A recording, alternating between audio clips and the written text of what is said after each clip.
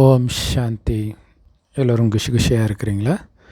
24/12/2025 சக்கர முரளி பாப்தாதா சொல்கிறாங்க, இனிமையான குழந்தைகளை, இந்த அழிவற்ற ஞான ரத்தினங்களை நீங்கள் மற்றவர்களுக்கு கொடுக்குறீங்க பார்த்தீங்களா, இதுதான் மகாதானம், மகான் புண்ணியம். ஞானத்தை கொடுப்பது தான். ஏன்னா மற்ற தானத்தை பண்ணுறதுக்கு நிறைய பேர் இருக்கிறாங்க. இந்த தானம் உங்களால் மட்டும்தான் பண்ண முடியும். ஏன்னா இந்த ரத்தினங்கள் உங்கள்கிட்ட மட்டும்தான் இருக்குது. அது மட்டும் இல்லை, இந்த தானத்தின் மூலமாக தான் உங்களுக்கு ராஜ்யத்தின் பலன் கிடைக்கிது, உயர்ந்த பதவி கிடைக்கிது. ஸோ அதனால் மகாதானி ஆகுங்கள். அதுவும் 21 ஜென்மத்துக்கு, இன்னும் சொல்லப்போனால் முழு கல்பத்துக்கும் நமக்கு தேவையான அத்தனையும் இந்த ஒரு பிறவியில் கடவுள் கொடுக்குற மகாதானத்தை இப்படி வாங்கி இப்படி கொடுக்கறதுனால கிடைச்சிடுது. ஜஸ்ட்டு இடைத்தரகராக இருக்கிறோம், அதுக்கே கிடைக்கிது. கேள்வி: எந்த குழந்தைங்களுக்கு சேவையில் ஆர்வம் இருக்குதோ அவங்களுடைய முக்கியமான அடையாளங்கள் என்ன? இல்லை, சேவையில் நல்ல ஆர்வமுடைய குழந்தைங்களுக்கு எப்படி அடையாளம் கண்டுக்க முடியும்னா, அவங்களுக்கு இந்த பழைய உலகத்துடைய சூழ்நிலையே பிடிக்காது, முற்றிலும் பிடிக்காதுன்றார். அவங்களுக்கு பலருக்கு சேவை செஞ்சு தனக்கு சமமாக மாற்றுறதுல தான் மகிழ்ச்சி இருக்குமே தவிர, இந்த பழைய உலகத்தின் கவர்ச்சிகளில் அவங்களுக்கு மகிழ்ச்சி இருக்காது. அவங்க படிக்கிறதுலையும் படிக்க வைக்கிறதுலையும் தான் ஓய்வை பெறுவார்களே தவிர, போய் ஊரை சுற்றுறதுலையோ அல்லது கம்முன்னு படுத்து தூங்குறதுலையோ அவங்களுக்கு ஓய்வு இருக்காது. இவங்களுக்கு ஓய்வே இந்த ஞானத்தை படிக்கிறது தான், இதை மற்றவர்களுக்கு சொல்லி கொடுக்கறது தான். ஸோ அப்போ நம்ம தெரிஞ்சுக்கலாம் இது சேவாதாரி குழந்தை அப்படின்ட்டு. ஸோ அவங்க மற்றவர்களுக்கு ஞானத்தை புரிய வச்சு அவங்களுக்கு தொண்டையெல்லாம் வலித்தாலும் மகிழ்ச்சியாக தான் இருப்பாங்க. ஐயோ கஷ்டப்பட்டு கற்ற வேண்டியதாக இருக்குது, பேசாமல் நீங்கள் யாராவது எடுங்கப்பா, அப்படி இருக்க மாட்டாங்க. இருந்தாலும் அவங்க இன்னும் சேவை செய்யணும் அப்படின்னு மகிழ்ச்சியில் தான் இருப்பாங்க. ஸோ அவங்களுக்கு யாருடைய சொத்தும் தேவை கிடையாது. ஸோ தேவை கிடையாதுன்றதை விட அவங்கக்கிட்டேருந்து அபகரிக்கவும் பட்டுடும் இல்லையா? அவங்க யாருடைய சொத்துக்கு பின்னாடியும் தன்னுடைய நேரத்தை இழக்க மாட்டார்கள். ஏன்னா அவங்களுடைய சொத்துனா கோர்ட்டுக்கு போகலாம், ஆனால் அது தேவையில்லை, அதனால் கோர்ட்டுக்கும் போக மாட்டாங்க. ஸோ எவ்வளோ பெரிய விஷயம் பாருங்கள் இல்லையா? நிறைய பாபா குழந்தைங்களுக்கு இந்த பிரச்சனை இருக்கும், ஒரு குழப்பமாகவே இருக்கும். நம்ம ஏன் விட்டு கொடுக்கணும்? பாபா சொல்கிறார், அவங்க அது பின்னாடி போய் நேரத்தை வீணாக்க மாட்டாங்க. ஏன்னா அழிவற்ற அப்பா கொடுக்குற சொத்து கிடச்சிருச்சு. அது இல்லையா, நம்மளுடைய புண்ணிய கணக்கு பாவ கணக்கை பொறுத்து தான். ஸோ புண்ணிய கணக்கு காலி ஆயிடுச்சு, அதனால் போயிடுச்சு. இப்போ அது பின்னாடி போனீங்கன்னா அது கிடைக்குதா கிடைக்கலையான்றதே ஒரு பெரிய கேள்விக்குறி. இந்த சொத்து போயிடும், அப்பா கொடுக்குற சொர்க்கத்தின் ஆஸ்தி போயிடும். ஸோ அதனால் அவங்க யாருடைய சொத்துக்கு பின்னாடியும் போய் தன்னுடைய நேரத்தை இழக்க மாட்டாங்க. அவங்களுடைய பற்று நாலாபுறத்தில் உள்ள அனைத்திலிருந்தும் துண்டிக்கப்பட்டு இருக்கும். அவங்க தந்தைக்கு சமமாக மற்றவர்களை முன்னேற்றுபவர்களாக இருப்பாங்க. அவங்களுக்கு சேவையை தவிர வேறு எதுவுமே இனிக்காது. செம சூப்பர் லைஃப். நல்ல சேவாதாரி குழந்தைங்களுக்கு இதை பார்க்கும்போது அப்படியே அவ்வளோ சந்தோஷமாக இருக்கும். பாடல்: ஓம் நம சிவாய. ஓம் சாந்தி. ஓம் நம சிவாய. நான் சிவனே உன்னை நமஸ்கரிக்கிறேன். ஆன்மீக தந்தை அப்படின்னு யாருடைய மகிமையை கேட்டீங்களோ அவரே உட்காந்து குழந்தைகளாகிய உங்களுக்கு பாடம் சொல்லி கொடுக்குறார். இது கனவுல கூட நடக்காத ஒரு விஷயம் இல்லையா? இது ஸ்கூல். நீங்கள் எல்லோரும் இங்கே டீச்சர்கிட்ட படிக்கிறீங்க இல்லையா? கடவுள் டீச்சராகி நமக்கு சொல்லி கொடுக்குறார். இவரை தான் சுப்ரீம் டீச்சர்னு சொல்கிறோம். அந்த ஆன்மீக தந்தையைத்தான் பரமபிதா இல்லை, பிதாக்களுக்கெல்லாம் மேலானவர், சுப்ரீம் டீச்சர், ஆசிரியர்களுக்கெல்லாம் மேலான ஆசிரியர் அப்படின்னு சொல்லப்படுது. யாரும் லௌகீக தந்தையை பரமபிதான்னு சொல்ல மாட்டாங்க. இப்போ நாம் பரலௌகிக தந்தைக்கிட்ட உட்காந்துட்டு இருக்கிறோம். சிலர் அப்பா கிட்ட உட்காந்துட்டு இருக்கிறாங்க, சிலர் விருந்தினராக வராங்க. நாம் எல்லையற்ற தந்தைக்கிட்டேருந்து சொத்து அடையிறதுக்காக உட்காந்துட்டு இருக்கிறோம்னு நீங்கள் புரிஞ்சுக்கிறீங்க. ஸோ அதனால் உள்ளுக்குள்ளே எவ்வளோ மகிழ்ச்சி இருக்கணும். இல்லை லௌகீகத்தில் நீங்கள் எவ்வளோ பெரிய கோடீஸ்வரராக உங்கள் அப்பா இருந்தாலும் அந்த சொத்து உங்களுக்கு வருமானது பெரிய கேள்விக்குறி. கலியுகத்தில் எங்கேருந்தோ வந்து யாரோ அபகரிப்பாங்க. நல்லது உங்கள் அப்பாவே வேறு யாருக்காவது மாற்றி எழுதி வச்சுட்டு போயிடுவாங்க. ஆனால் இந்த அப்பா இந்த சொத்தை அடைய போகிறன்ற போதையில் உட்கார உனக்கு கிடைச்சிடும்ன்றார். எவ்வளோ பெரிய வித்தியாசம் பாருங்கள் இல்லையா? இப்போ எவ்வளோ மகிழ்ச்சி இருக்கணும். இவர் ஏமாத்துறப்பு அப்பா கிடையாது. ஆனால் பக்தி மார்க்கத்தில் சிவன் ஏதோ முருகனை ஏமாற்றிட்டாருன்ற மாதிரி கதை காட்டிட்டாங்க. ஸோ இங்கே சிவனையே சுற்றி வரணும், உலகத்தை சுற்றாமல். அவர் உலகத்தை சுற்ற போனார், அதனால் இழந்துட்டார். ஸோ அப்போ உலகத்தின் விஷயம் அவருக்கு சந்தோஷத்தை கொடுத்தது, அதனால் சுற்றினார், கடைசியில் இழந்துட்டார். இங்கே சொர்க்கம் வரப்போகுது, அதன் அதிபதியாக நான் ஆக போகிறேன், அந்த போதையில் இருக்கணும். அப்போ தான் அது உங்களுக்கு கிடைக்கும். பாவம் மனிதர்கள் இது தெரியாமல் எல்லைக்குட்பட்ட சொத்துக்காக அடிச்சிட்டு இருக்கிறாங்க, கதறிட்டு இருக்கிறாங்க துக்கத்தில். அதனால தான் உலகத்தில் எல்லோரும் இப்போ அமைதி வேணுன்றாங்க. ஆனால் அமைதினா என்னன்னு கூட பாவம் அவங்களுக்கு தெரியல. ஞானக்கடல், அமைதியின் கடல் சிவபாபா தான் இப்போ அமைதியை ஸ்தாபனை செஞ்சுட்டு இருக்கிறார். அவரால் தான் அமைதியை ஸ்தாபனை பண்ண முடியும்னு அவங்களுக்கு தெரியல. நிராகார உலகத்தில் தான் அமைதி இருக்குது. இல்லை ஒரு குடும்பத்திலே அமைதி இருக்காது. 4 பேர் 4 விதமாக சிந்திக்கும் பொழுது எப்படி அமைதி இருக்கும்? கணவன் சொல்கிறதெல்லாம் தப்புன்னு மனைவி சொல்கிறதெல்லாம் கணவன் தப்புன்னும், அப்பா அம்மா சொல்கிறதெல்லாம் குழந்தைங்க தப்புன்னு சொல்கிறது, அண்ணன் சொல்கிறதெல்லாம் தம்பி தப்புன்னு சொல்கிறது, தம்பி சொல்கிறதெல்லாம் அண்ணன் தப்புன்னு சொல்கிறது, எப்படி நிம்மதி இருக்கும்? ஸோ அப்போ அமைதியான உலகத்தை பாபா உருவாக்குறார் இல்லையா? அவரை விட புத்திசாலி யாரும் இல்லை. அப்போ அவர் சொல்கிறத அமைதியாக கேட்டுட்டு ஃபாலோ பண்ண வேண்டியதுதான். எந்த அளவுக்கு நீங்கள் ஃபாலோ பண்ணுறீங்களோ அந்த அளவுக்கு அமைதியான உலகத்தின் அதிபதி ஆவீங்க. நிராகார உலகத்தில் தான் அமைதி இருக்குது இப்போதைக்கு. இந்த உலகம்தான் துக்கதாமம் ஆயிடுச்சு. இங்கே எப்படி அமைதி வரும்? ஸோ அமைதி வரும் எப்படி வர்றதுன்னு கதறிட்டு இருக்கிறாங்க. ஸோ புது உலகமாக இருக்கும் பொழுது அந்த சத்தியுகத்தில் தான் அமைதி இருந்துச்சு. காரணம் அப்போ ஒரே தர்மம், ஒரே வழி இருந்தது. புது உலகத்துக்கு சொர்க்கம்னும் தேவதைகளின் உலகம்னும் சொல்கிறாங்க. சாஸ்திரங்களில் இங்கேயும் அங்கேயும் அசாந்தியின் விஷயங்களை தான் எழுதி வச்சுருக்கிறாங்க சொர்க்கத்திலேயே. ஸோ அப்போ மனிதர்களுக்கு அதனால தான் இங்கே தேவையே இல்லைப்பா, நான் பிறவா நிலை அடையணும் அப்படின்ட்டு நினைக்கிறாங்க. துவாபர யுகத்தில் கம்சன் இருந்தான். பிறகு ஹிரண்யகசிபுவை சத்தியுகத்தில் காட்டுறாங்க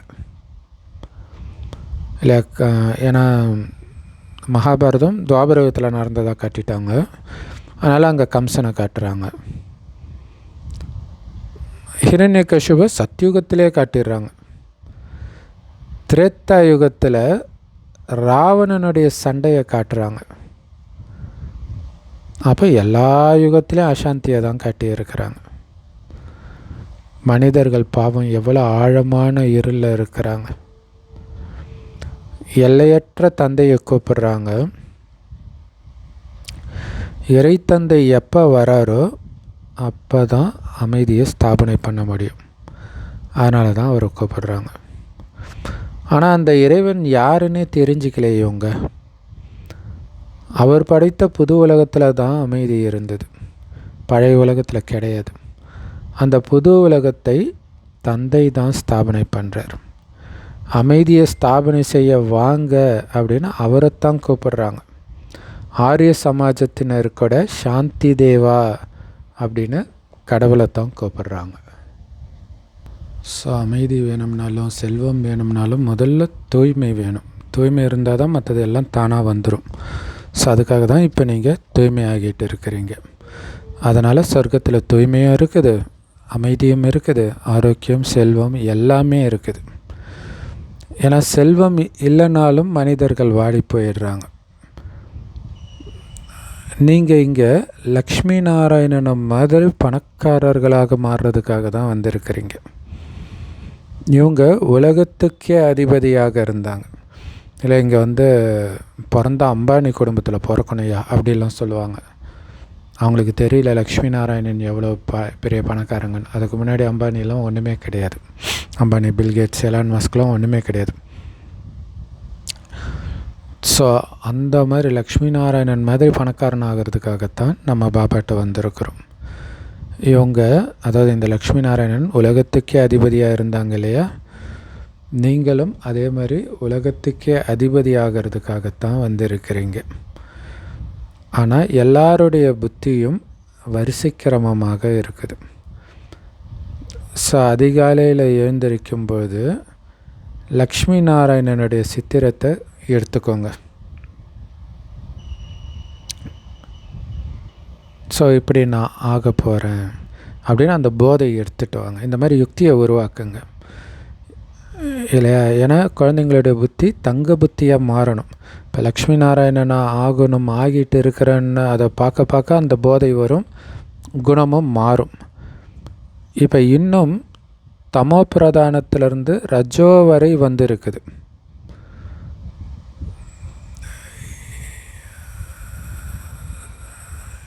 இப்போ சதோ ஆகணும், சதோலேருந்து சதோ பிரதானம் வரை போகணும் இல்லை. சதோனாலே திரேதாயுகம் என்டர், ஆனால் அதுவே இன்னும் ஆகலை, ரஜோ வரைக்கும் தான் வந்திருக்கிறீங்கன்றார். ஸோ இன்னும் அந்தளவுக்கு சக்தி இல்லை, பாபாவுடைய நினைவில் இருக்க மாட்டேறீங்க. அதனால் யோக பலம் ரொம்ப கம்மியாக இருக்குது குழந்தைங்களுக்கு. அதனால் உடனடியாக சதோ பிரதானமாக மாற முடியல. ஆனால் ஒரு நொடியில் ஜீவன் முக்தின்னு பாடப்பட்டு இருக்குது இல்லையா, அது கரெக்டு தான். ஸோ அதனால தான் ஆல்ரெடி நான் நாராயணன் தான்றதை எடுத்துகிட்டு வரணும். கலியுக மனுஷன் கிடையாது, நான் ஆல்ரெடி சத்தியுகத்தில் இருக்கிறேன், அந்த குணம் தானே எனக்கு இருக்கணும் அப்படின்னு உங்களுக்குள்ளே பேசிக்கிட்டே இருக்கணும். ஸோ நீங்கள் பிராமணன் ஆகிட்டீங்கனாலே ஜீவன் முக்தியை அடைஞ்சிட்டிங்கன்றார். அப்போ யோசிச்சு பாருங்களாம், பாபா பிராமணன் தேவதையை விட உயர்ந்தவர்னு சொல்கிறார். ஆனால் பிராமணன் ஆகிறதுக்கு முன்னாடி நம்ம எங்கே இருக்கிறோம்? சூத்ரனாக இருக்கிறோம். சூத்ரன் வர்ணத்தில் கடைசி வர்ணம் இல்லை, தேவதை, சத்திரியன், வைஷ்யன், சூத்ரன். அப்போ தேவதையோட உயர்ந்தன்னு அர்த்தம். இப்போ பிராமணன் ஆகி இருக்கிறோம், ஆனால் 100% பிராமணன் தேவதையோட உயர்ந்தவன். கரெக்டாக சொல்லணும், அது ஃபரிஸ்தா. அதனால தான் பிராமணன்லேருந்து ஃபரிஸ்தான்றார். அப்போ சூத்ரனை விட உயர்ந்ததாக ஆகிறோம் ஃபஸ்ட்டு, அடுத்தது வைஷ்யனோட உயர்ந்தவன் ஆகிறோம், அப்புறம் சத்திரியனோட, அடுத்தது தேவதையை விட. அப்போ தான் உண்மையான பிராமணன் ஆகுறீங்க. அப்படி ஆகிட்டிங்கன்னா அடுத்தது ஒரு நொடியில் ஜீவன் முக்தி தான் இல்லையா? அதுதான் சொல்கிறார், பிராமணன் ஆகிட்டிங்கன்னா ஒரு நொடியில் ஜீவன் முக்தி அடைஞ்சிட்டிங்க. ஜீவன் முக்தியில் கூட இதே 3 பிரிவு இருக்குது. சதோ பிரதானம், சதோ ரஜா, அதாவது சர்வோத்தமம், மத்தியம், கீழான. அதாவது சதோ பிரதானத்தில் இருக்கிறவங்கள பிரிக்கிறார். ஸோ இதுதான் கடவுள் வர்ணங்களை பிரித்தார்னு சொல்லிட்டு இருக்கிறாங்க. ஸோ பாபாவுடையவர்களாக யார் மாறுறாங்களோ அவங்களுக்கு கண்டிப்பாக ஜீவன் முக்தி கிடைக்கிது இல்லை, கன்ஃபார்மாக சொர்க்கத்துக்கு வந்துடுறாங்க. ஒருவேளை பாபாவுடையவரை ஆகி பிறகு பாபா விட்டுட்டா கூட கண்டிப்பாக அவங்களுக்கு ஜீவன் முக்தி கன்ஃபார்ம் வந்துடுவாங்க சொர்க்கத்துக்கு. ஆனால் எப்படி வருவாங்க? சொர்க்கத்தை கூட்டி பெருக்கக்கூடியவர்களாக வருவாங்க. எப்படி சொல்கிறார் இல்லையா? ஏன்னா சொர்க்கத்தில் அந்த பதவியும் தேவை இல்லையா? அதனால் சொர்க்கத்துக்கு போவாங்க, ஆனால் குறைஞ்ச பதவி கிடைக்கும். பாபா அழிவற்ற ஞானம் கொடுக்கிறார், அது ஒருபோதும் அழியிறது கிடையாது. குழந்தைகளுக்குள்ள மகிழ்ச்சியின் மத்தளம் கொட்டணுன்றார். இந்த ஐயோ ஐயோ என்பதற்கு பிறகு ஆஹா ஆஹாங்கிறது தான் வரணும். நீங்கள் இப்போ ஈஸ்வரிய சந்ததியினராக இருக்கிறீங்க, பிறகு தெய்வீக சந்ததியினராக மாறுவீங்க. அதாவது சொர்க்கத்தில் பிறப்போம், தேவதைகளுக்கு பிறப்போம், இப்போ ஈஸ்வரனுக்கு குழந்தையாக இருக்கிறோம். இந்த சமயம் உங்களுடைய இந்த பிராமண வாழ்க்கை வைரத்துக்கு சமமானது. நீங்கள் பாரதத்துக்கு சேவை செஞ்சு பாரதத்தையே அமைதி நிரம்பியதாக மாற்றுறீங்க இல்லை. உண்மையில் பாரதத்தின் மற்றும் உலகத்தின் அமைதிக்காக நாம் தான் பாடுபடுறோம். ஸோ அந்த புத்தம்புது பாரதத்தில் தூய்மை, சுகம், அமைதி, செல்வம் எல்லாமே அளவற்று இருக்கும். ஸோ அதனால தான் உங்களுடைய இந்த வாழ்க்கை சொர்க்கத்தையே உருவாக்குறீங்க பார்த்திங்களா. இந்த வாழ்க்கை தேவதைகளை விட உயர்ந்தது, மகிமைக்குரியது. இப்போ நீங்கள் படைப்பவர் பாபாவையும் சிருஷ்டி சக்கரத்தையும் தெரிஞ்சுக்கிட்டீங்க. ஸோ இந்த பண்டிகைகள்லாம் பரம்பரையாக நடக்குதுன்னு சொல்கிறாங்க. சரி, பரம்பரையாக இருந்தாலும் ஏதோ ஒரு பிகினிங் ஸ்டேஜ் இருக்கும்ல, அது எப்போ அப்படின்னு யாருக்கும் தெரியறதில்ல. எப்போ இந்த சிருஷ்டி சக்கரம் ஆரம்பமாகுதோ அப்போதிலிருந்தே ராவணனை எரிக்கிறாங்க அப்படின்னு நினைக்கிறாங்க. இப்போ சத்தியுகத்தில் ராவணன் கிடையாது இல்லை. இப்போ அவங்க கதையே வச்சா கூட ராமாயணம் நடந்த பிறகு தானே எரிக்க ஆரம்பிச்சிருப்பாங்க. ஸோ அப்போ சொல்லணும்ல எந்த நேரத்துலேருந்து இதை கொண்டாடுறாங்கன்ட்டு. அதான் பாபா சொல்கிறார், சத்தியுகத்தில் ராவணனே கிடையாது. அந்த கதைப்படி கூட சத்தியுகத்தில் ராவணன் கிடையாது. அங்கே எப்படி எரிச்சிருப்பாங்க? அங்கே யாருமே துக்கம் அடையிறது கிடையாது. ஸோ அதனால் அங்கே இறைவனையே அவங்க நினைக்கிறது கிடையாது இல்லையா. ராவணன் கொஞ்சம் இருந்தாலும் கடவுளை தேடுவாங்க. ஆனால் இங்கே தான் எல்லோரும் கடவுளை நினைக்கிறாங்க. ஏன்னா இங்கே தான் ராவணனுடைய ராஜ்யம் நடக்குது. இறைவன் தான் உலகத்தில் அமைதியை கொண்டு வருவார் அப்படின்னு புரிஞ்சுக்கிறாங்க. ஸோ இங்கே துக்கம் இருக்கிறதுனால தான் இறைவனை பார்த்து கருணை காட்டுங்க, எங்களை இந்த துக்கத்திலேருந்து விடுவீங்க அப்படின்ட்டு கடவுளை நோக்கி கூப்பிடுறாங்க. ஆனால் கூப்பிட்றது யார்? குழந்தைங்க. யாரை கூப்பிட்றாங்க? அப்பாவை கூப்பிடுறாங்க. ஏன்னா இந்த குழந்தைகள் தான் சுகத்தை பார்த்துருக்குறாங்க. ஸோ அவங்களுக்கு அது ஆழ் மனசில் இருக்குது. ஸோ மீண்டும் அந்த சுகத்தை கொடுப்பதற்காக வாங்க அப்படின்னு அப்பாவை கூப்பிடுறாங்க. உங்களை தூய்மையாக மாற்றி கூடவே அழைச்சிட்டு போவேன்னு பாபா உத்தரவாதம் கொடுக்குறார். யார் தூய்மை ஆகிறது இல்லையோ அவங்க தண்டனை அடைவாங்க. ஸோ இங்கே தூய்மைன்றது எண்ணம், சொல், செயல் எல்லாமே தூய்மையாக இருக்கணும். எண்ணமும் ரொம்ப ரொம்ப தூய்மையாக நன்றாக இருக்கணும். ஸோ கடைசியில் மனசில் ஒரு வீணான எண்ணம் கூட வரக்கூடாதுன்றார். வெறும் சுபமான எண்ணம் மட்டுமே இருக்கணுன்றார். யாரை பற்றிய எந்த வீண் எண்ணமும் வரக்கூடாது.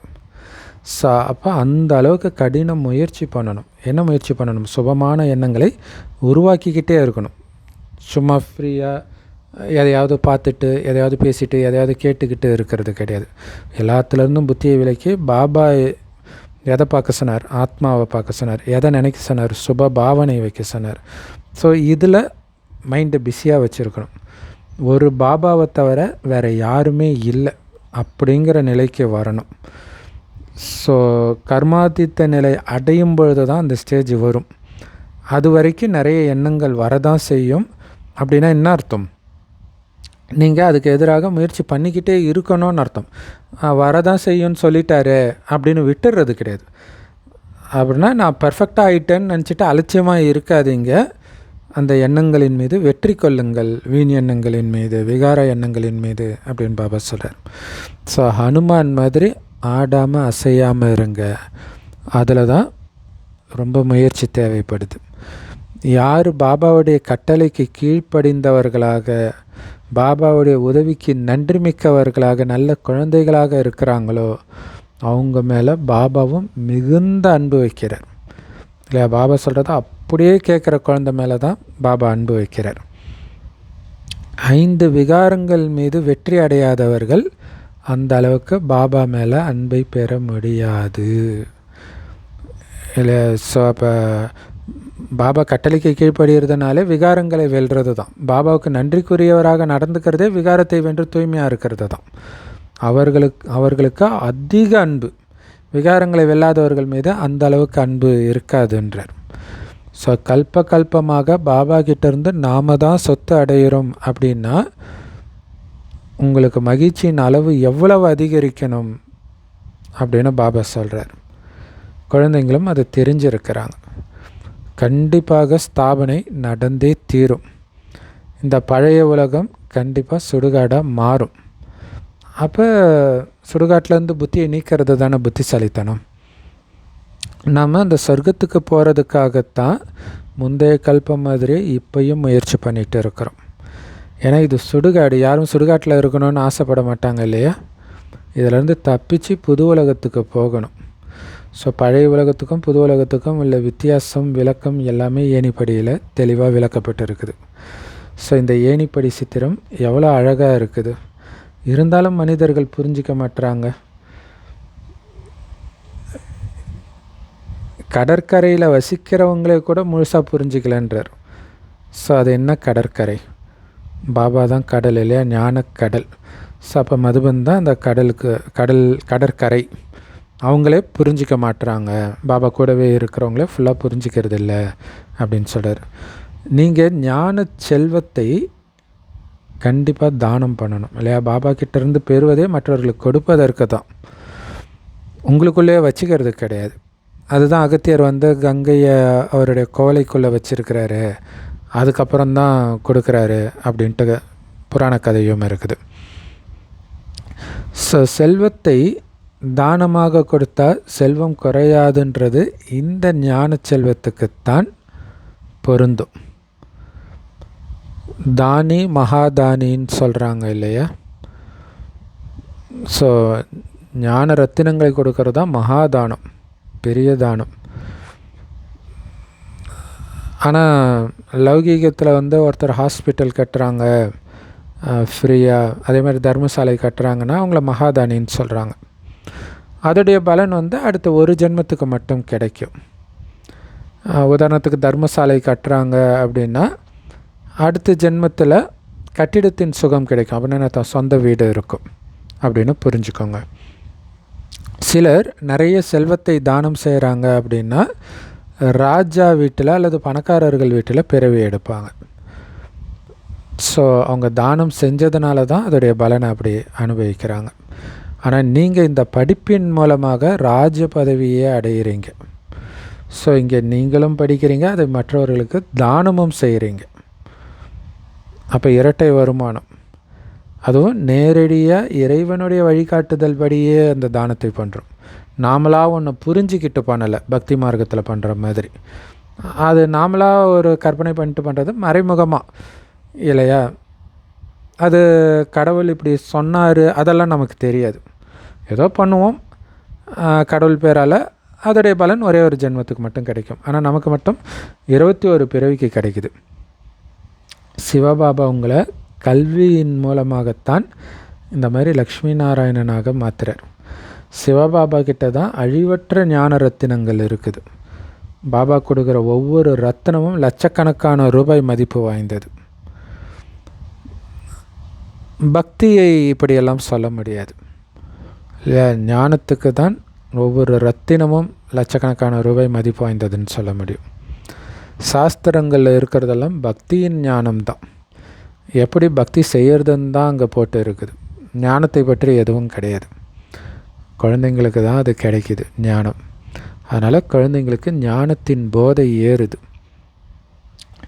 ஸோ நீங்கள் பக்தி செஞ்சு முடிச்சுட்டு வந்திருக்கிறீங்க, இப்போ ஞானம் கிடைச்சிருக்குது.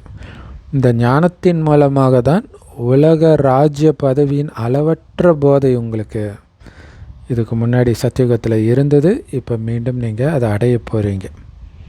ஸோ அந்த போதை இருக்கணும், உலக ராஜ்ய பதவி அடைய போகிறன்ற அளவற்ற போதை இருக்கணும்.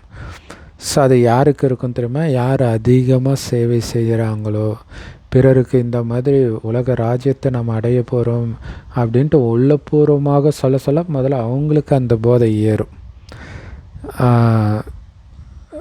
பட கண்காட்சி மியூசியத்துலலாம் யார் நல்லா புரிய வைக்கிறாங்களோ அவங்கள நிறைய இடங்களை எங்கள் ஸ்கூலில் புரிய வைங்க இந்த மாதிரிலாம் கூப்பிடுவாங்க. ஸோ அங்கேயும் கண்டிப்பாக வரிசை கிரமத்தில் இருப்பாங்க. யானைப்படை, குதிரைப்படை, காலாட்படைன்னு சொல்கிறாங்க இல்லையா? அதே மாதிரி பாபா குழந்தைகள்லேயும் அந்த பிரிவு இருக்குது, பக்காவாக சேவை செய்கிறவங்க அந்த மாதிரி. தில்வாலா கோயிலில் கூட இதோடைய நினைவு சின்னங்கள் உருவாக்கப்பட்டிருக்குது, யானைப்படை, குதிரைப்படையெல்லாம். ஆனால் இதுதான் உயிரோட்டமான தில்வாலா கோயில், அது வெறும் ஜட தில்வாலா கோயில் தான். நீங்கள் மறைமுகமாக இருக்கிறீங்க, குப்தமாக இருக்கிறீங்க, அதனால் உங்களை பற்றி யாருக்கும் தெரியல. நீங்கள் ராஜ ரிஷிகள், அவர்களோ ஹடயோக ரிஷிகள் இல்லையா? நீங்கள் ராஜ்யத்தை அடையிறதுக்காக தூய்மையாக இருக்கிறீங்க. அவங்க எதுக்கு தூய்மையாக இருக்கிறோம்னே தெரியாமல் குடும்பத்தை விட்டு வெளியில் தூய்மையாக இருக்கிறாங்க. ஆனால் நம்ம குடும்பத்தில் இருந்துக்கிட்டே ஒட்டுமொத்த உலகத்தையும் சந்நியாசம் பண்ணுறோம். இப்போ நீங்கள் ஞானேஸ்வரியாக இருக்கிறீங்க. ஞானக்கடல் சிவபாபா உங்களுக்கு இந்த ஞானத்தை கொடுக்குறார். ஞானக்கடல் கிட்டேருந்தே ஞானத்தை பெறுகிற ஞானேஸ்வரின் நாமம். அது மட்டும் இல்லை, அழிவற்ற சர்ஜனுடைய குழந்தைங்க நீங்கள். அழிவற்ற மருத்துவர், அழிவற்றவரை ஆக்கக்கூடிய மருத்துவர் பாபா. அவருடைய குழந்தைங்க நாம். சர்ஜன் தானே நாடி பார்ப்பார். யார் தன்னுடைய நாடியை தெரிஞ்சிக்கலையோ அவங்க எப்படி மற்றவர்களுடைய நாடியை தெரிஞ்சிக்க முடியும்? இல்லை, முதல்ல தன்னை தெரிஞ்சுக்கணும். நீங்கள் அழிவற்ற சர்ஜனுடைய குழந்தைங்க இல்லையா? ஞானமையை சத்குரு கொடுக்குறார்.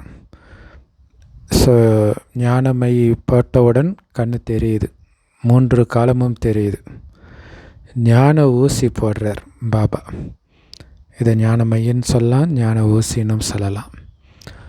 எதுக்கு ஊசி போடுறார்? உடம்புக்கு இல்லை, ஆத்மாவுக்கு. ஸோ இந்த ஞானமை, ஞான ஊசி, ஞான மருத்துவர் எல்லா மகிமையும் இந்த சங்கமயுகத்துடையது. இப்போ தான் அந்த மகிமைக்குரிய காரியங்கள்லாம் நடக்குது. சத்குருவுக்கும் மகிமை இருக்குது. குருக்களுக்குமே சத்குரு தான் இந்த ஞான ஊசி போடுறார், எல்லா குருமார்களுக்களும். நீங்கள் அழிவற்ற சர்ஜனுடைய குழந்தைங்க. அப்போ உங்களுடைய வேலையும் ஞான ஊசி போடுறது தான் இல்லையா? பரம்பரை தொழில் இருக்கும் இல்லையா? அதுக்கு முன்னாடி அது மாதிரி அப்பா அழிவற்ற மருத்துவர் அப்படின்னா நாமளும் அதே மருத்துவம் தான் பார்க்குறோம், ஞான ஊசி தான் போடுறோம். மருத்துவர்களில் ஒரு சிலர் மாதத்துக்கு லட்சக்கணக்கில் கோடிக்கணக்கில் சம்பாதிக்கிறவங்களும் இருக்கிறாங்க. ஒரு சிலர் 500 ரூபாய் சம்பாதிக்கிறது கூட கஷ்டப்படுறவங்களும் இருக்கிறாங்க. ஸோ வரிசை கிரமத்தில் இருக்கிறாங்க. ஏன்னா பேஷண்ட்டு கூட அந்த டாக்டர் போகலாம், அவர் போனால் நல்லா பார்ப்பாருன்ட்டு கூட்டம் 2 மணி நேரம், 3 மணி நேரம், 5 மணி நேரம் காலையில் போய்ட்டு நைட்டு வரவங்களாம் இருக்கிறாங்க. கோயிலில் வெயிட் பண்ணுற மாதிரி இங்கேயும் அவர் ராசியான டாக்டருன்ட்டு அப்படி ஒரு பேர் வந்துடுது. ஆனால் ஒரு சில டாக்டர் காசும் கம்மியாக இருக்கும், ஆனால் அங்கே யாருமே இருக்கவும் மாட்டாங்க. ஸோ அந்த மாதிரி பாபா குழந்தைகளிலும் வரிசை கிரமம் இருக்குது அப்படின்னு பாபா சொல்கிறார். ஸோ உயர்நீதிமன்றத்தில், உச்சநீதிமன்றத்தில் தூக்கில் போடுறதுக்கு தீர்ப்பு கிடைக்குது சில குற்றங்களுக்கு. பிறகு குடியரசுத் தலைவர்கிட்ட மனு கொடுத்தீங்கன்னா சில சமயம் அவர் மன்னிச்சு ரிலீஸும் பண்ணிடுறார். குழந்தைகளாகிய உங்களுக்கு இந்த போதை இருக்கணும், பரந்த மனம் இருக்கணும். ஸோ நம்ம சொர்க்கத்தை அடையிறோம், பாபாவுடையவராக ஆகி இருக்கிறோம், மருத்துவராக ஆகிறோம். ஸோ இந்த போதை இருக்கணும் குழந்தைங்களுக்கு. ஸோ அதை பற்றி சிந்தனை பண்ண தான் அந்த போதை வரும். அதுக்கு தான் பரந்த மனம் வேணும். ஸோ பரந்த மனம், விசால புத்தி, இதெல்லாம் எதுக்கு சொல்கிறாருன்னா அதை சிந்தனை பண்ணுறதுக்கு சொல்கிறார். அதை சிந்திக்கவே இல்லைன்னா யார் பக்கத்தில் உட்காந்துட்டு இருக்கிறன்னே தெரியாமல் உட்காந்துட்டு இருப்பீங்க. இந்த பாக்கிய ரதத்தில் பாபா பிரவேசமாகி இருக்கிறார் அப்படின்னா இவரையும் பாபா பரந்த மனமுடையவராக ஆக்கிட்டார். ஸோ ஏன்னா பாபாவால் என்ன வேணாலும் பண்ண முடியும் இல்லையா? அவர் இவருக்குள்ளே வந்து அதிபதியாக உட்கார்ந்துட்டு இருக்கிறார். இது அனைத்தையும் பாரதத்தின் நன்மைக்காக பயன்படுத்தணும். நீங்கள் பணத்தை பாரதத்தின் நன்மைக்காக போடுறீங்க இல்லையா? நம்மளுடைய ஒவ்வொரு பைசாவும் பாரதத்தை சொர்க்கமாக்குறதுக்காக பண்ணிகிட்டு இருக்கிறோம். செலவுக்கு எங்கேருந்து உங்களுக்கு காசு வருது அப்படின்னு சிலர் கேட்குறாங்க. இல்லை சென்டரும் ராயலாக இருக்கும், சேவையும் ராயலாக இருக்கும், எங்கேருந்துப்பா உங்களுக்கு காசு வருதுன்னு கேட்குறாங்க.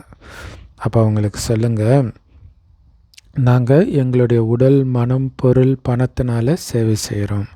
ஏன்னா ராஜ்யத்தை நாங்கள் தான் அடைய போகிறோம். ஸோ அதனால் நாங்கள் மற்றவங்க கிட்ட வாங்குறதில்ல, நாங்கள் தான் செய்கிறோம் அப்படின்னு சொல்லுங்கள். நாம் ராஜ்யம் செய்கிறோம் அப்படின்னா பணமும் நாம் தானே போடணும், அதனால தானே நமக்கு ராஜ்யம் கிடைக்கிது. ஸோ நாங்களே எங்களுக்காக செலவு பண்ணுறோம். பிராமணர்களாகிய நாங்கள் ஸ்ரீமத் படி ராஜ்யத்தை ஸ்தாபனை பண்ணிகிட்டு இருக்கிறோம். ஸோ எங்களுக்கு வழிகாட்டுறவர் சிவபாபா. யார் பிராமணன் ஆகிறாங்களோ அவங்க தான் செலவும் செய்வாங்க. சூத்ரன்லேருந்து பிராமணன் ஆகணும், பிறகு தேவதை ஆகணும் இல்லையா? ஸோ சூத்திரன்லேருந்து பிராமணன் ஆகிறோம்னாலே தேவதை விட உயர்ந்த நிலைக்கு போகிறோம் அப்படின்னு புரிஞ்சுக்கணும். எல்லா படங்களையும் இந்த மாதிரி டிரான்ஸ்லேட் வச்சு பண்ணிங்கன்னா அது மனிதர்களை கவர்ந்து இழுக்கும். ஸோ டிரான்ஸ்லேட்டுன்றது பாபா ரூமில் இருக்கும் இல்லையா, பின்னாடி லைட் இருக்கும் அந்த ஃபோட்டோவுக்கு பின்னாடி. ஸோ அது அழகாக இருக்கும் பார்க்குறதுக்கு. ஸோ இப்போ வரைக்குமே அதுதான் சூப்பராக இருக்குது இல்லையா. ஒரு சிலருக்கு அம்பு உடனே பாஞ்சிடுது. ஒரு சிலர் மாயாஜாலத்தின் பயத்தினால் வர்றது கிடையாது. இங்கே போனால் ஏதோ மை வச்சிடுவாங்க அப்படியெல்லாம் அந்த காலத்தில் நிறைய புரளி வந்தது இயக்கத்தின் மீது. ஸோ அதனால் நிறைய பேர் வராமல் இருக்கிறாங்க. சிலருக்கு ஞானம் வந்தோடனே அடடா இதுதானே உண்மைன்ட்டு வந்துடுறாங்க. ஸோ அது கூட ஒரு காரணம். பாபா அதுக்கப்புறம் காட்சி காட்டுறதை நிறுத்திட்டார், ஞானத்தை வச்சே புரிஞ்சுக்கட்டும் அப்படின்ட்டு இல்லையா. பாபா ஒரு வினாடியில் காட்சி காட்டி எல்லோரையும் ஆக்கிட வேண்டியதுதானே. அப்படி ஆக்க போய் தான் அவ்வளோ பிரச்சனை. ஏன்னா இப்போ கூட நிறைய எனக்கு தெரிஞ்சு எங்கள் சிஸ்டர்லாம் புலம்பியிருக்கிறாங்க, என்ன இவர் ஒரு காட்சி காட்டி வர வைக்க வேண்டியது தானே அப்படின்வாங்க.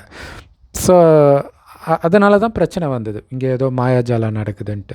ஸோ அப்போ முரளி படித்தே வாங்க அப்படின்னு. மனிதன்லேருந்து தேவதையாகிறதே ஒரு மாயாஜாலம் தானே. அதனால் அந்த மாயாஜாலம் தேவை கிடையாது. மனிதனை தேவதையாக்குறது எவ்வளோ பெரிய மாயாஜாலம். ஸோ அதற்காகத்தான் உங்களுக்கு நான் ராஜயோகத்தை கற்றுக் கொடுக்குறேன். ஹடயோகி ஒருபோதும் ராஜயோகத்தை கற்றுக் கொடுக்க முடியாது, ஆனால் ராஜயோகத்தை கற்றுக் கொடுக்குறோன்னு சொல்லுவாங்க. இந்த விஷயங்களெல்லாம் இப்போ தான் நம்ம புரிஞ்சுக்கிறோம். ஸோ கோயிலில் மூலஸ்தானத்தில் வச்சு வழிபடுற அளவுக்கு உங்களுடைய தகுதியை நீங்கள் இப்போ வளர்த்துக்கிறீங்க, தூய்மை ஆகிறீங்க, தெய்வீக குணமுடையவர்களாக மாறுறீங்க. இப்போ முழு உலகமுமே எல்லையற்ற இலங்கை தான் இல்லையா. ராமாயணத்தில் அந்த இலங்கையில் மட்டும் ராவணராஜ்யம் கட்டிட்டாங்க. ஆனால் பாபா சொல்றார் ஒட்டுமொத்த உலகத்துலேயும் ராவணராஜ்யம் தான். அதனால் ஒட்டுமொத்த உலகமும் எல்லையற்ற இலங்கை தான். மற்றபடி சத்தியுகம் திரேதாயுகத்தில் ராவணனே இருக்க மாட்டான். அவங்க திரேதாயுகத்தில் தானே ராவணன் இருந்ததாக காட்டினாங்க. அவன் எப்படி இருக்க முடியும்? அது ராமராஜ்யம். ராமராஜ்யத்தில் ராவணனுக்கு வேலை கிடையாது. ஃபஸ்ட்டு நான் இப்போ என்ன சொல்கிறேனோ அதை கேளுங்க அப்படின்னு பாபா சொல்கிறார். என்ன கேட்கணும்? இந்த கண்ணுனால் இந்த கலியுகத்தின் எதையுமே பார்க்காதீங்க. இந்த பழைய உலகமே அழிய போகுது. ஏன்னா இது நம்முடையதே கிடையாது, அதை புரிஞ்சுக்கணும். அதனால தான் இந்த பழைய உலகத்தை எதையுமே பார்க்காதீங்கன்றார். கவர்ச்சிகரமான விஷயம் இல்லை, எதையுமே பார்க்காதீங்கன்றார். ஏன்னா எது பிடிச்சி இழுக்கணுன்னே தெரியாது. ஸோ காந்தாரி மாதிரி கண்ணை கட்டிட்டு இருக்க முடியாது. அதோடைய அர்த்தம்னா பார்த்தும் பார்க்காம இருக்கிறது. ஸோ அது அம்மா கூட சொல்லுவாங்க இல்லையா.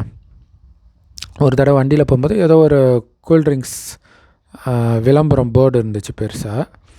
அதை பார்த்து மாமா அதை பார்த்தீங்களா? அது மாதிரி என்ன நான் எதுவும் பார்க்கல. என்ன மாமா முன்னாடியே உட்காந்துட்டு இருக்கிறீங்க, அது போச்சு. நான் அம்மாவுக்கு முரளியை தவிர்த்து வேறு எதுவுமே கண்ணுக்கு தெரியாது அப்படின்னு சொன்னாங்களாம்.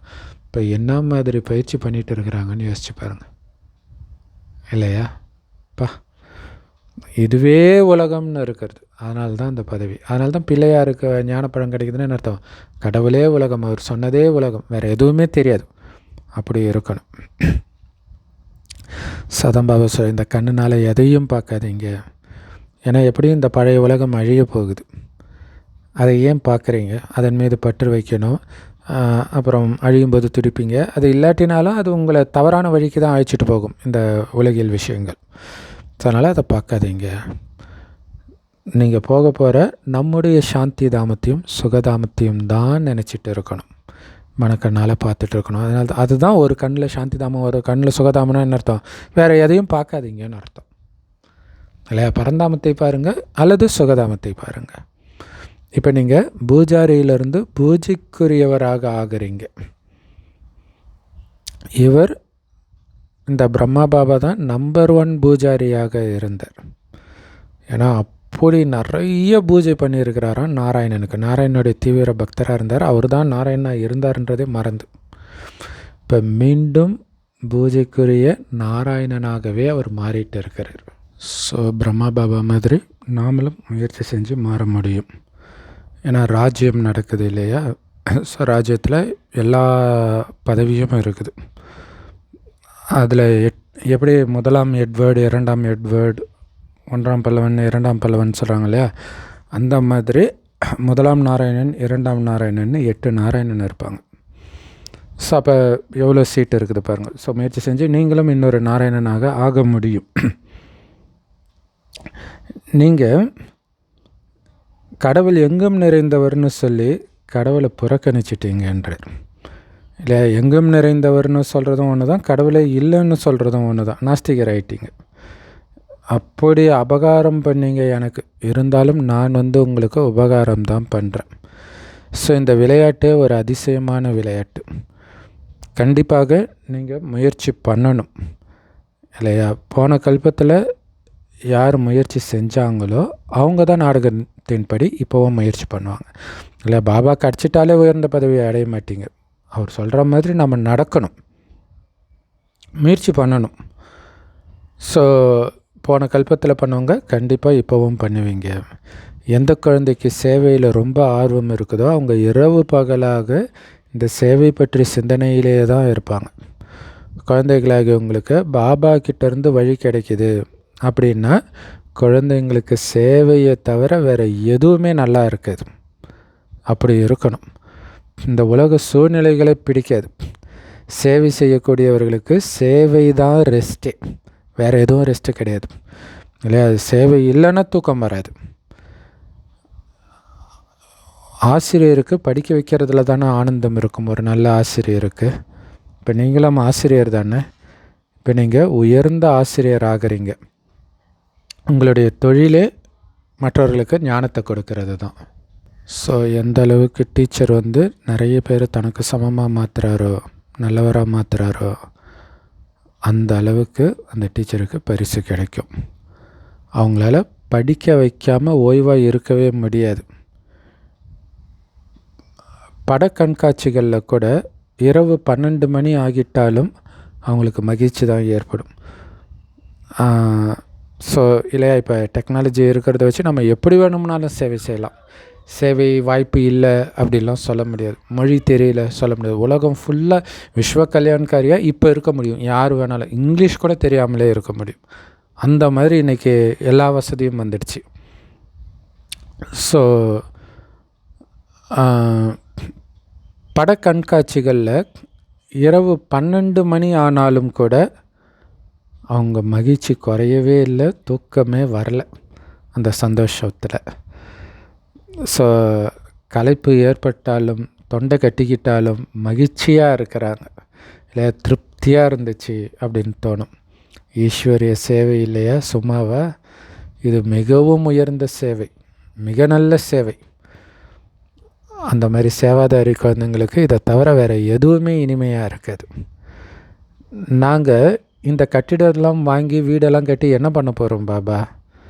நாங்கள் படிக்க வைக்கணும், எல்லாரையும் இந்த சேவை செய்யணும், இதுதான் எங்களுக்கு தேவை அப்படின்ட்டு அந்த காசு பணம் பின்னாடி ஓட மாட்டாங்க. இருக்கிறதையும் சேவையில் ஈடுபடுத்துவாங்க. ஏன்னா இந்த சொத்துக்காக சண்டை போடுறதெல்லாம் அப்போ பாருங்கள், பிரம்மா பாபா காலத்திலே அதெல்லாம் நடந்துருக்குது. அதெல்லாம் பார்க்கும் பொழுது இந்த தங்கம் எதுக்கு? காதை அறுத்துக்கிறதுக்கா? ஏன்னா அதனால தானே சண்டை வருது இல்லை. காதோட தங்கத்தை அறுத்துட்டு போகிறதெல்லாம் அப்பயே நடந்துருக்குது போல இருக்குது. இப்போ நம்ம அதெல்லாம் நியூஸில் பார்க்குறோம், அப்பயே நடந்துருக்கு போல இருக்குது. ஸோ அதனால் கலியுகத்தில் எது இருந்தாலும் பிரச்சனை, எதுவும் இல்லாதவன் தான் இங்கே பாக்கியசாலி, பரதேசி பாக்கியவான்ட்டு பைபிள்லே இருக்கும். ஸோ சேவையின் மூலமாக நம்ம கரை கடந்து அங்கே போகணும், சொர்க்கத்துக்கு போகணும். நார்த் கொரியாவில் இருக்கிறவங்க டார்ச்சர் தாங்காமல் சைனா இந்த மாதிரி இடத்துக்கு போவாங்களாம். ஸோ அந்த மாதிரி இந்த கலியுகத்தையே கடந்து நாம் போகணும்.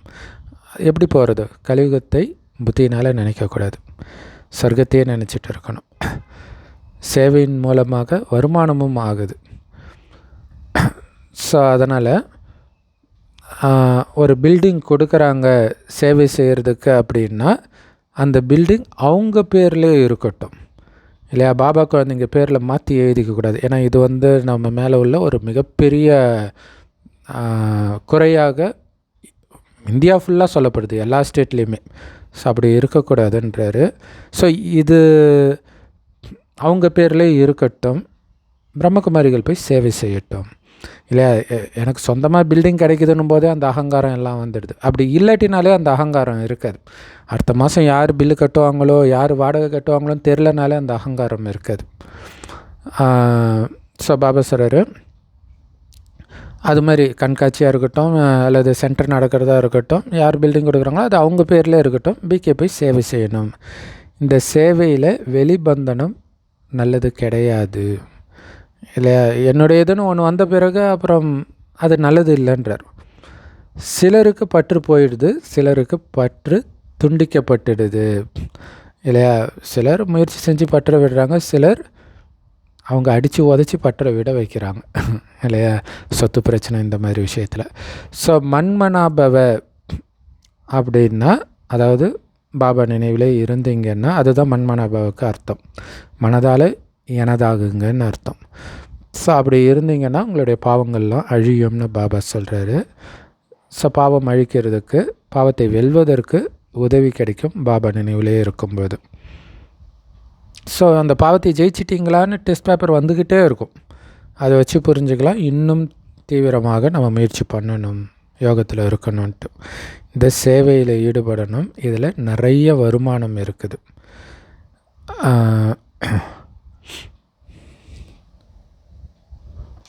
ஸோ சிலர் பில்டிங்கும் கொடுத்துட்டு இதெல்லாம் நீங்கள் சொல்லக்கூடாது, அதெல்லாம் நீங்கள் சொல்லக்கூடாது அப்படின்னு கண்டிஷன் போடுறாங்கன்னா அவங்கக்கிட்ட வாங்க மாட்டாங்க. இல்லை, நம்ம பாபா ஞானத்தை கொடுக்கறதுக்கு தான் வந்திருக்கிறோம்.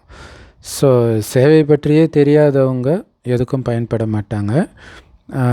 டீச்சர் தனக்கு சமமாக மாற்றுவாங்க இல்லையா? ஒருவேளை மாற்றலை அப்படின்னா, தனக்கு சமமாக யாருமே மாற்றலைன்னா அவங்க எதுக்கு பயன்படுவாங்க?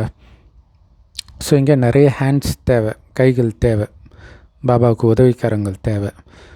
அதிலும் குறிப்பாக கன்னியாக்களும் தாய்மார்களும் அதிகமாக தேவைப்படுறாங்க இல்லையா? பெண்களை வைத்தே பாபா சொர்க்கத்தையே உருவாக்குறார். எவ்வளோ பெரிய விஷயம்.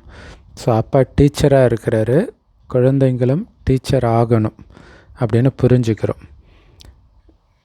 டீச்சர் ஆகிட்டால் இப்போ வேறு எந்த வேலையுமே செய்யக்கூடாதுன்னு கிடையாது. எல்லா வேலையும் நம்ம செய்யணும் இல்லையா? ஆல்ரவுண்டு பாட்டுதாரி. நல்லது. அற்புதமான முறையை கொடுத்த அன்பான தாய் தந்தை பாப்தாவுக்கு அன்பு நினைவுகள் மற்றும் காலை வணக்கம். பாபா சொல்கிறாங்க, இரவு பகலும் சேவையை பற்றி சிந்தனையிலே இருக்கணும். எல்லா பற்றையும் கட் பண்ணிடணும். சேவை இல்லாமல் நமக்கு ரெஸ்ட்டு கிடையாது. சேவை தான் நமக்கு உண்மையான ரெஸ்ட்டு. ஸோ சேவை செஞ்சு தனக்கு சமமாக எல்லாரையும் மாற்றணும். பாபாவுக்கு சமமாக பிறரை முன்னேற்றணும். ஸோ நாடி பார்த்து சேவை செய்யணும் இல்லையா? இந்த ஞானத்தை எடுக்கிறதுக்கு தகுதியானவர்களா, அது சரியான நேரமா? அது சரியான நேரமானா அவங்களுடைய மனநிலையை சொல்கிறேன். ஏன்னா அவங்க வாதம் பண்ணிகிட்டு இருக்கிறாங்கன்னா இது அந்த நேரம் கிடையாது, பக்குவமாகி வரட்டும்னு விட்டுற வேண்டியது தான். நேரத்தை வீணாக்கக்கூடாது. நம்ம உங்களுடைய உடல் மனம் பொருளை பாரதத்தின் நன்மைக்காக சேவையில் ஈடுபடுத்தணும். ஆடாமல் அசையாமல் ஆஞ்சநேயர் மாதிரி இருக்கணும். அதுக்கு பாபா சொல்கிறத அப்படியே ஃபாலோ பண்ணணும் இல்லையா? பாபா கொடுக்குற ஞானத்துக்கு நன்றி மிக்கவராக இருக்கணும், தூய்மையாக இருக்கணும். வரதானம் விகாரங்களை வெல்லணும். வரதானம் ஏன் என்ன இந்த மாதிரி கேள்வியின் வலையில் சிக்கிக்காமல் அதிலிருந்து எப்போவுமே விடுபட்டு இருக்கக்கூடிய சேவாதாரி சக்கரவர்த்தி ஆகுங்கள் இல்லையா? ஏன் என்ன ஒரே பதில் தான், நாடகம் முடிஞ்சு போச்சு. நாடகத்தில் பதிவாக இருக்குது, அவ்வளோதான். ஸோ அதில் போய் இதை மாற்றணும் அதை மாற்றணும் இதெல்லாம் கிடையாது.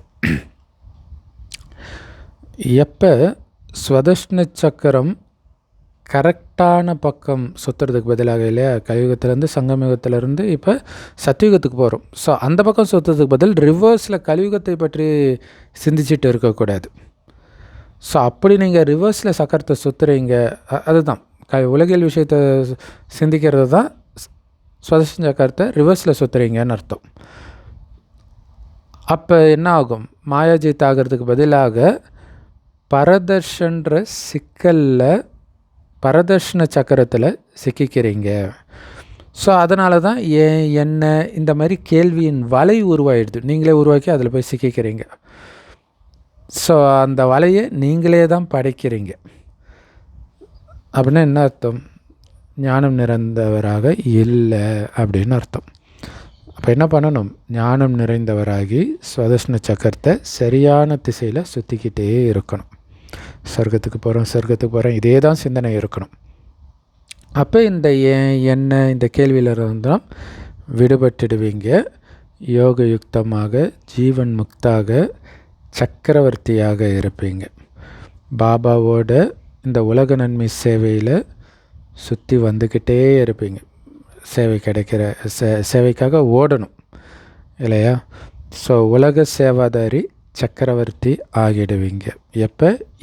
என்னன்ற கேள்வியிலிருந்து விடுபட்டாலே. நாடகம், நான் சொர்க்கத்தை உருவாக்குறேன், இதெல்லாம் வரதான் செய்யும். இதெல்லாம் யோசிக்கவே கூடாது. யோசிக்கிறது தான் உங்களுக்கு தலைவலி. அதை பற்றியே சிந்திக்காமல் டக்குன்னு மேலே போயிடுங்க. சொர்க்கத்தை உருவாக்குறேன், அடுத்த செங்கலை ஏடு சொர்க்கத்தை கட்டுறதுக்கு. இதில் தான் உங்களுடைய கவனம் இருக்கணும். அப்போ ஜீவன் முக்தி நிலையில் ஆனந்தமாக யோக நிலையில் கவலையற்ற சக்கரவர்த்தியாக இப்போவே இருப்பீங்க. சூப்பரான வரதானம். ஸ்லோகன்: பிளெயின் புத்தியோட பிளானை உருவாக்குனீங்கன்னா கண்டிப்பாக வெற்றி இருக்கும் இல்லையா?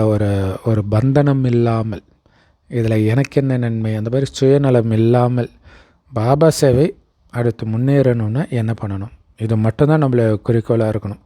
அப்படி பிளான் போட்டிங்க அப்படின்னா கண்டிப்பாக அதில் வெற்றி இருக்கும். அவிக்தேஷரா இப்போ சம்பன்னம் மற்றும் கர்மாதீத் ஆகிறதுக்காக தீவிர ஆர்வத்தோடு செயல்படுங்க. எப்போ நீங்கள் கர்மாதீத் ஸ்திதிக்கு பக்கத்தில் வந்துட்டீங்களோ அப்போ உங்களுடைய புத்தி எந்த ஒரு ஆத்மாவின் பக்கமும் போய் வளைஞ்சு கொடுக்காது. வளைஞ்சு கொடுக்கறதுன்றது பழகிறதுல வளைஞ்சு கொடுத்து போகிறது அது வேறு. இது என்னென்னா பற்றின் காரணமாக ஒரு பக்கமாக போகிறது. அப்போ என்ன ஆகிடும்? பந்தனம் உருவாயிடும். இவங்க இருந்தால் தான் நான் சேவை செய்ய முடியும், அந்த மாதிரிலாம் கர்மத்தின் பந்தனம் வந்துடும். ஸோ கர்மாதீத்த நிலைக்கு பக்கத்தில் போயிட்டீங்கன்னா இந்த மாதிரி பந்தனத்தை உருவாக்க மாட்டீங்க. ஸோ கர்மாதீத் அப்படின்னாலே எல்லா கர்ம பந்தனத்திலிருந்தும் விடுபட்டு விலகியவராக இருப்பீங்க. ஸோ இயற்கையின் மூலமாக, சரீரத்தின் கர்மேந்திரங்கள் மூலமாக வெறும் கருவியாக இருந்து காரியத்தை செய்ய வைக்கணும் இல்லையா? நீங்கள் செய்யலை, செய்ய வைக்கிறீங்க. நீங்கள் ஜஸ்ட்டு சொல்ல தான் செய்கிறீங்க இல்லையா? ஒருத்தனை இந்த பிஸ்னஸ் பண்ணுன்னு சொல்கிறீங்க, அவன் பண்ணுறான். இப்போ அதன் மீது உங்களுக்கு எப்படி பற்று வரும்? பண்ணது அவன் தானே. அந்த மாதிரி இந்த கர்மேந்திரங்கள் நீங்கள் செய்ய சொன்னீங்க, அது செய்யுது, நீங்கள் செய்யலை. செய்ய சொன்னீங்க, அவ்வளோதான். அப்போ தானாகவே என்ன ஆகும்? அந்த கர்மத்தின் பந்தனத்தை விடுவிச்சிருப்பீங்க. ஏன்னா நான் பண்ணலையே. சூப்பர்ல. ஸோ அதுதான் கர்மாத்தீத்த அவஸ்தா. அந்த கர்மாத்தீத்த அவஸ்தா அனுபவம் ஆகணும் அப்படின்னா எல்லாத்துலேருந்தும் விலகி இருக்கிறதுக்கான முயற்சி அடிக்கடி, அதாவது கர்மாத்தீத்த அவஸ்தாவில் விலகி இருக்கிறதுக்கான முயற்சி அடிக்கடி பண்ண வேண்டியது இருக்காதுன்றார். ஏன்னா இயல்பாகவே விலகியே இருப்பீங்க இல்லை? முதல்ல அதில் போய் ஒட்டவே இல்லை, ஒட்டினா தானே விலகிறதுக்கு. அதனால் அடிக்கடி ஒட்டிக்கிட்டு மீண்டும் மீண்டும் பிச்சிட்டு இருக்க வேண்டிய வேலை இருக்காது. ஏன்னா ஈஸியாக தானாக அனுபவமாகும் கர்மாதீத்த மனநிலை. செய்விப்பவர் ஆத்மா, செய்கிறது இந்த கர்மேந்திரியம். செய்விப்பவர் வேறு, செய்கிறவர் வேறு அப்படின்னு தனித்தனியாக பிரிச்சுருக்கணும். இதுதான் ஆத்ம உணர்வே இல்லையா? ஆத்மாவை பிரித்து இருக்கிறதுன்றது, பிரித்து எடுக்கிறோம் நாம் அப்படிங்கிறது இதுதான். ஸோ எந்த பந்தனத்துலேயும் சிக்கிறது கிடையாது. நான் சொல்கிறேன், கண்ணு பார்க்குது, நான் சொல்கிறேன், வாய் பேசுது, அவ்வளோதான். நான் சொல்ல மட்டும்தான் செய்கிறேன், மற்றதெல்லாம் அது தான் பண்ணுது அப்படின்னு விலகி இருக்கணும். Om Shanti. Love you Bap Dada. Thank you Bap Dada. குஷியாக இருங்க, குளிர்ச்சியாக இருங்க.